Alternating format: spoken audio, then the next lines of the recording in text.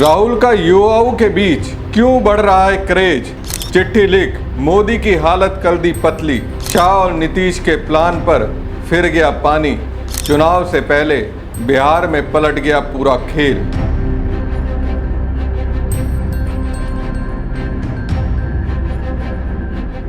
नमस्कार दोस्तों, एक सर्वे मैंने बिहार को लेकर दिखाया था आपको, जिसमें बताया मोदी राहुल से अब पिछड़ गए हैं क्योंकि बिहार के 47% लोग राहुल गांधी को पसंद करते हैं, जबकि पीएम मोदी को 42% लोग पसंद करते हैं। तो सवाल ये है कि बिहार में दलित, पिछड़े, अल्पसंख्यक समाज, यहाँ तक कि स्वर्ण समाज के युवा क्यों पसंद करने लगे और इसमें कन्हैया कुमार की क्या भूमिका रही है? दोस्तों, राहुल गांधी की एक चिट्ठी से इस बात का खुलासा हो गया। पीएम मोदी को लिखी उस चिट्ठी को पढ़ेंगे तो समझ जाएंगे बिहार में शाह का प्लान पूरी तरह से फेल हो गया। राहुल, कन्हैया और तेजस्वी यादव की तिकड़ी ने अमित शाह की चाणक्यगिरी की हवा निकाल दी। अब बिहार के मुख्यमंत्री नीतीश कुमार भी कुछ नहीं कर पाएंगे। राहुल गांधी की ओर से लिखी गई चिट्ठी को पढ़ेंगे तो समझ जाएंगे विधानसभा चुनाव से पहले एनडीए का पूरा खेल पलट गया। दोस्तों, लोकसभा में नेता प्रतिपक्ष राहुल गांधी ने पीएम नरेंद्र मोदी को चिट्ठी लिखकर वंचित वर्गों के छात्रों की शिक्षा से जुड़ी गंभीर समस्याओं पर ध्यान दिलाया है। राहुल गांधी ने पीएम से 2 अहम मांग की है। देश भर में दलित, आदिवासी, ओबीसी और अल्पसंख्यक वर्ग के छात्रों को समय पर पोस्ट मैट्रिक स्कॉलरशिप दी जाए और उनके हॉस्टलों की बदतर हालत को सुधारा जाए। उल्लेखनीय है कि पिछले दिनों राहुल गांधी अपनी बिहार यात्रा के दौरान दरभंगा के अंबेडकर हॉस्टल गए थे, जहां उन्होंने छात्रों के साथ संवाद किया। उस दौरान उन्होंने काफ़ी फीडबैक मिला। इसका जिक्र भी उन्होंने लेटर में किया। राहुल गांधी ने अपने लेटर में लिखा कि हाशिए पर रहने वाले समुदाय से आने वाले 90% छात्र इन समस्याओं की वजह से शिक्षा से वंचित हो रहे हैं। राहुल गांधी ने हाल ही में बिहार के दरभंगा में अंबेडकर हॉस्टल के दौरे का जिक्र करते हुए कहा कि वहां की स्थिति देखकर वो स्तंभ रह गए। एक छोटे से कमरे में 6 से 7 छात्रों को ठूस ठूस कर रखा गया है। गंदे टॉयलेट, पीने का पानी नहीं, लाइब्रेरी और इंटरनेट जैसी मूलभूत सुविधाएं गायब हैं। खाने की व्यवस्था भी बेहद खराब है। राहुल ने यह भी बताया कि पोस्ट मैट्रिक स्कॉलरशिप में देरी और भ्रष्टाचार आम है। उदाहरण देते हुए उन्होंने कहा कि बिहार में 3 साल तक स्कॉलरशिप पोर्टल बंद रहा, जिससे हजारों छात्रों को छात्रवृत्ति नहीं मिली। 2023 में जहां 1,36,000 छात्रों को स्कॉलरशिप मिली थी, वहीं 2024 में संख्या घटकर सिर्फ 69,000 रह गई। उन्होंने कहा कि पूरे देश में यही हालत है।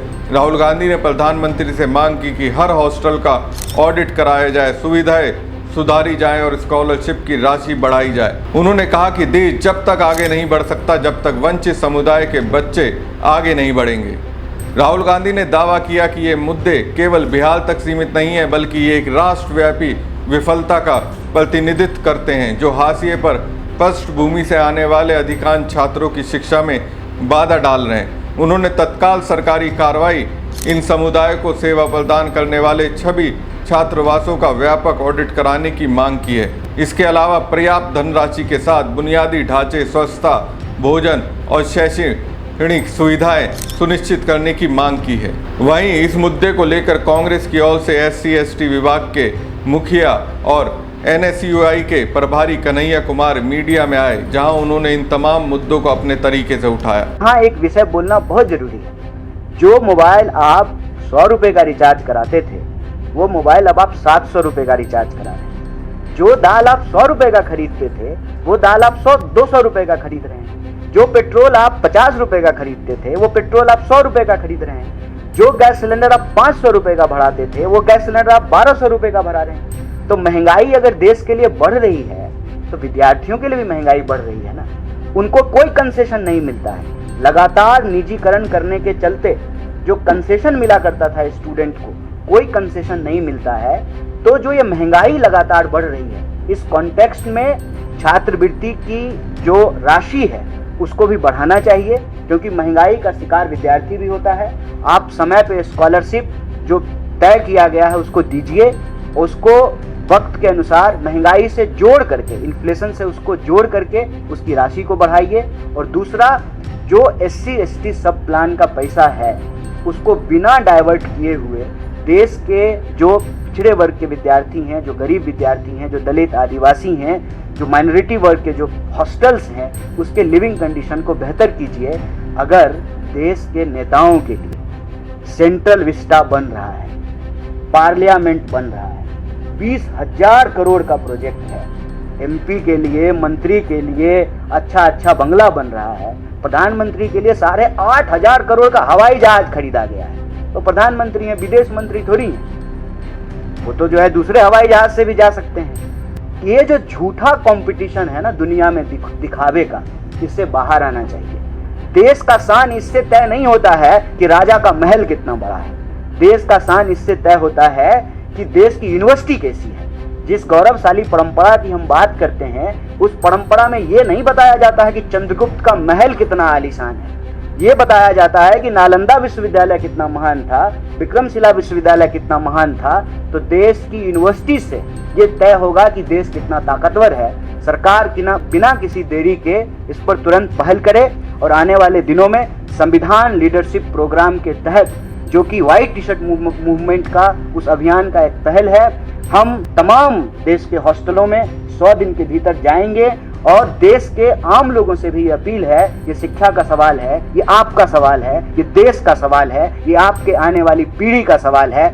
आप भी इस मुहिम से जुड़िए, संविधान लीडरशिप प्रोग्राम के तहत हॉस्टलों के ऑडिट में हमारी मदद कीजिए। इन नेताओं ने आरोप लगाया कि स्कॉलरशिप न मिलने की वजह से छात्र आर्थिक तंगी में डूब जाते हैं और कई बार आत्महत्या जैसे कदम उठाते हैं। छात्रों की आत्महत्या का बड़ा कारण यही खराब व्यवस्था है।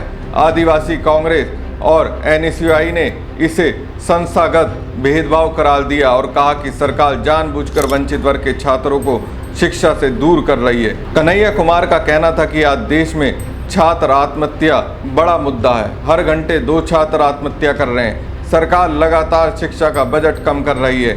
इसके अलावा सरकारों द्वारा SC ST सब प्लान का पैसा भी डाइवर्ट किया जा रहा है। इसका नतीजा है कि बच्चे शिक्षा जैसे बुनियादी अधिकारों के लिए संघर्ष कर रहे हैं और ये वंचित वर्ग के खिलाफ बड़ा अन्याय है। दोस्तों, यहाँ गौर करने लायक बात यह है कि मौलाना आज़ाद राष्ट्रीय फेलोशिप के तहत 1400 से अधिक PhD स्कॉलर गंभीर वित्तीय कठिनाइयों का सामना कर रहे हैं, क्योंकि UGC से NMDFC में नोडल एजेंसी में बदलाव के बाद प्रशासनिक बाधाओं के कारण जनवरी 2025 से वजीफा भुगतान रुका हुआ है।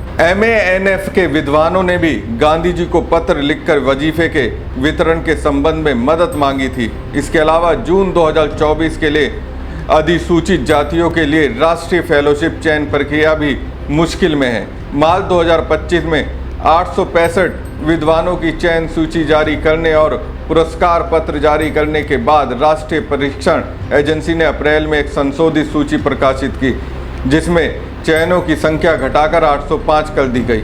जाहिर सी बात है दोस्तों, कन्हैया कुमार को जिस तरह से राहुल गांधी ने बिहार की राजनीति में एक्टिव करा है, कन्हैया ने जितनी शिद्दत के साथ ये पहचाना कि बिहार के युवा और छात्रों का मुद्दा उठाना है, उसी की वजह से राहुल गांधी की लोकप्रियता बिहार के युवाओं में बढ़ी है।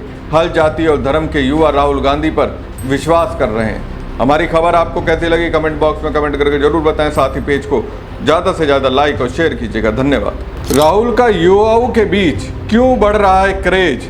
चिट्ठी लिख मोदी की हालत कर दी पतली। शाह और नीतीश के प्लान पर फिर गया पानी। चुनाव से पहले बिहार में पलट गया पूरा खेल।